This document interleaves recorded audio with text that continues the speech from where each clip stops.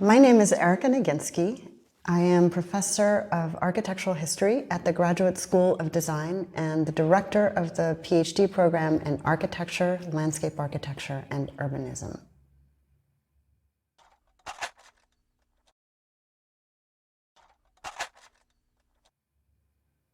Today, we're going to be talking about the relationship of a book that was published in 1949 by Rudolf Vitkover, entitled Architectural Principles in the Age of Humanism, and its characterization of the Renaissance architect.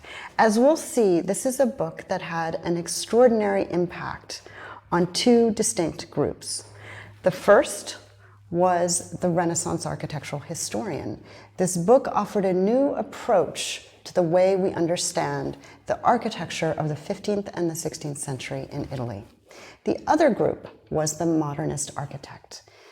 It is strange to think that a book on the Renaissance might have an impact on modernist thinking, but this book revolutionized our understanding of geometry, modular pattern, and the ways in which diagrams can be used to explain the work of the architect.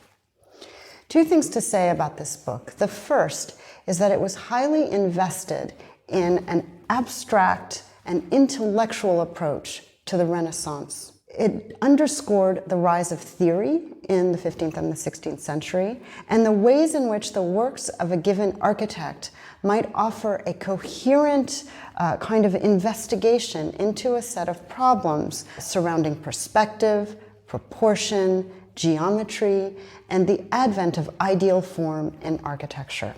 This highly abstract approach had repercussions. What it means, ironically, is that Vitkover was absolutely disinvested from the complexities of history. He was not interested in the cultural context out of which architecture arose. He does not delve into patronage, religious history, the monastic orders, particular events that might have marked the Renaissance. Instead, he steps back to analyze architectural form as an autonomous project. At the heart of this approach is the notion of the paradigm. The word paradigm comes from the Greek. It means both pattern and to show side by side. In the latter definition, we really get a sense of a comparative approach, that to put two things together means essentially the creation of a synthesis. So the word ultimately serves to underscore the creation of an outstanding example of something, of a model, a standard, an epitome, an ideal, a paragon. The assumption on Vitkover's part is that Renaissance architects were after such paradigms, that they sought and developed them, and ultimately, through that process, were after the core principles of architectural form. By the same token, what's also true is that Vitkover's very own approach became paradigmatic. In other words, it offered a standard means of approaching the historical past, of interpreting the past, and even of generating form itself. How do we understand this book? Is it an interpretation of Renaissance architecture? Is it a template for modernist architectural thinking? What we can say is that Vitkover's is a broad attempt to characterize the theory of architecture as it emerged in the 15th and 16th century in a distinct set of places, in Florence, in Rome, and in Venice. Furthermore, the book is broken up into 4 chapters that deal with issues that Vitkover took to be absolutely fundamental. First, there is the question of symbolism. In other words, how buildings mean. The second chapter looks at the problem of the appropriation of form. In other words, how did architects look back to the deep past, and in particular to the pagan classical past, seize that tradition, reinterpret in syntax, and reinvent classicism as a system? Third, the question of typology and the development of building types. Are we talking about churches? Are we talking about villas? Are we talking about institutional buildings? And lastly, the question of proportion, the geometric ideal, the question of measure.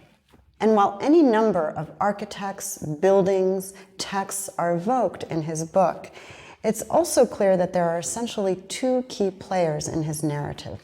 The first we'll talk about today is Alberti, a theorist and an architect, a real Renaissance man. He was also a painter. And second, a Venetian architect from the 16th century named Andrea Palladio.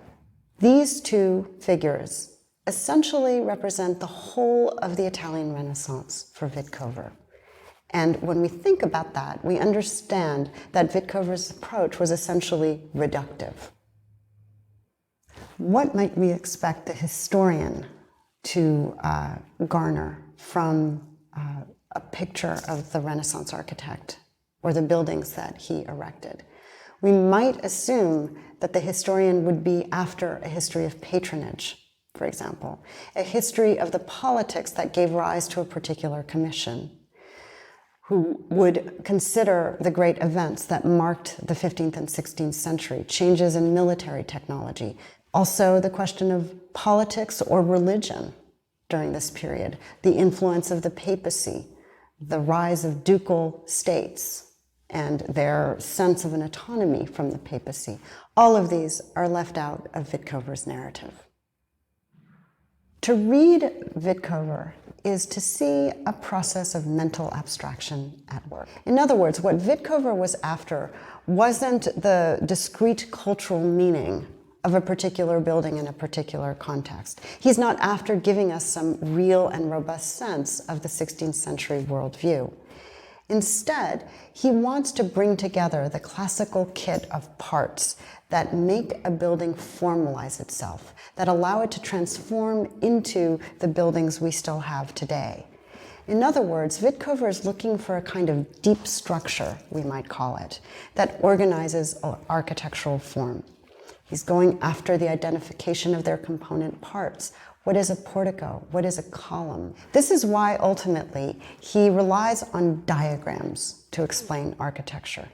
He looks through the complex appearance of a building like this in all its three-dimensionality and distills it into its most basic elements through plan, sometimes elevation. In other words, he develops a syntax, a language of form. He's interested in Renaissance architecture as an explicitly, and these are his words, as an explicitly mathematical science which worked with spatial units. Wittkower's whole analysis along these lines can be understood as a philosophical exercise, not an historical analysis, in which thinking and reason emerge as the defining characteristics of the architect. And this is what's demonstrated through the diagrams. Ultimately, what emerges from this is the autonomy of architecture itself. And we see this when we look at what his diagram of the Villa Cornaro does. You can see that he's interested only in the plan. He cuts away the rear monumental staircase. He minimizes and essentially elides the entrance porch, takes away the column and therefore anything that might signify a supportive function. He takes away the side wings. He takes away the poche, the scale, everything, in other words, that Palladio indicates in his plan and elevation.